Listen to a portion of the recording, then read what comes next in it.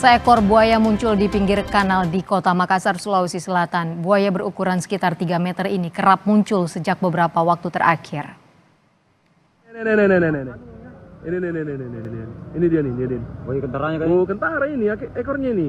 Kepalanya di atas. Buaya yang diperkirakan memiliki panjang 3 meter lebih ini terekam kamera amatir warga saat muncul di pinggir sungai di Kota Makassar. Betul buaya. Warga pun khawatir dengan kemunculan buaya tersebut lantaran kanal berada di antara permukiman warga. Upaya evakuasi sudah dilakukan tim Animal Rescue Damkar Makassar. Namun hingga saat ini buaya belum dapat dievakuasi karena kabur ke dalam kanal.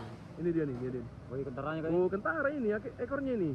Kepalanya di atas. Satu? Iya, Besar kah? 4 meter. 4 meter, Pak. 4 meter. Iya, 4 meter. Jadi tontonan itu hari di sini. Iya. Banyak orang di sini nonton gitu hari. Iya, banyak. Itu yang datang di sini mencuci mobil nonton semua. Nonton semua ini. Iya. Sudah berapa kali muncul itu? 4 kali kayaknya, 3 kali kacau. 3 kali ya. Iya, muncul. 3 kali itu muncul di sini. Sudah ada upaya untuk ditangkap itu buaya kemarin? Ya. Sudah ada upayanya. Ada upaya kemarin tapi lari lagi.